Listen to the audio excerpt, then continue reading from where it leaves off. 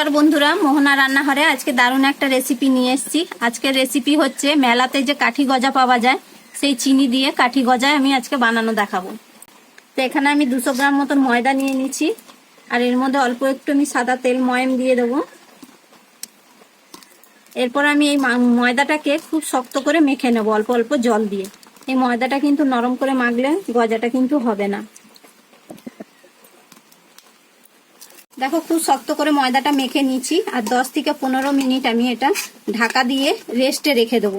তোমাদেরকে একটা টিপস বলে রাখি বন্ধুরা, এই কাঠি গজাটা যখন বানাবে তখন এর মধ্যে আমি কোনো রকম নুন বা খাবার সোডা কোনোটাই কিন্তু ব্যবহার করিনি, তোমরাও কিন্তু করবে না। 10 থেকে 15 মিনিট পর আমি ফিরে এলাম। দেখো ময়দাটা কি সুন্দর সফট হয়েছে। এটা আর একটু ভালো করে হাতে করে চটকে নেব। হাত দিয়ে এরকম একটু ভালো করে চটকে নিতে হবে। আমার 3টে লেচি হয়েছে। এবার আমি চাকির মধ্যে নিয়ে নিচ্ছি। এর মধ্যে অল্প একটু শুকনো ময়দা দিয়ে দেবো, আর এটা আমি 4 চৌকো আকারে বেলে নেব। বেলে নিয়েছি। খুব একটা কিন্তু পাতলা নয়, আবার খুব একটা কিন্তু মোটা নয়, এর ঠিক এরকম মাঝারি সাইজের মোটা থাকবে। আর আমি এই ধারগুলো একটু ছুরি দিয়ে কেটে নেব। সামান্য একটু করে কেটে বাদ দিয়ে দেবো। ধারগুলো কেটে নিয়েছে, একটু লম্বা টাইপের হয়েছে, মাঝখান দিয়ে আর একটা করে আমি কেটে দেবো।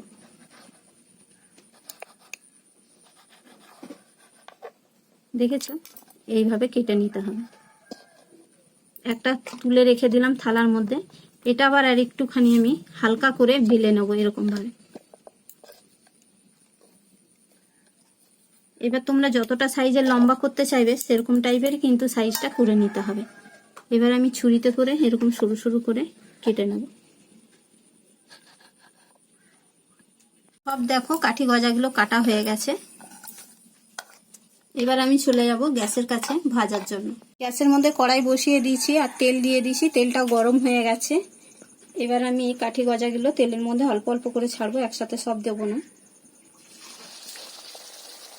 দেখো গজাগুলো কত সুন্দর ভাজা হচ্ছে। এই দেখো, খুব একটা কিন্তু লাল করে ভাজবো না, তাহলে কিন্তু গজাটা সাদা গজা থাকবে না। এটা ভাজা হয়ে গেছে, আমি কড়াই থেকে তুলে নিচ্ছি।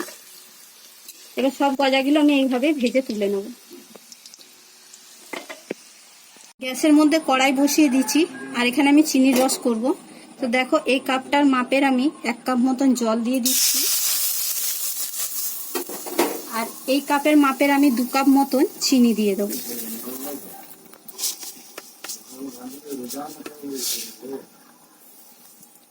এবার চিনির রসটা আমি করে নেব। এখানে চিনির রসটা হচ্ছে, আর এখানে আমি 1/2 চামচ মতন গুঁড়ো দুধ দিয়ে দিচ্ছি।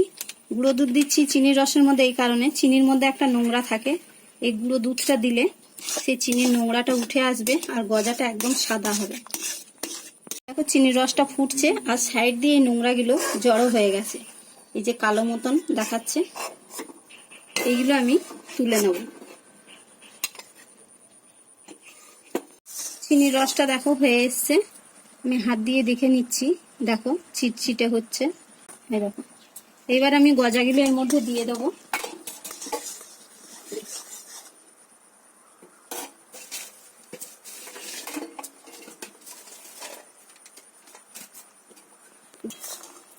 গজাগুলো দিয়ে দিচ্ছি।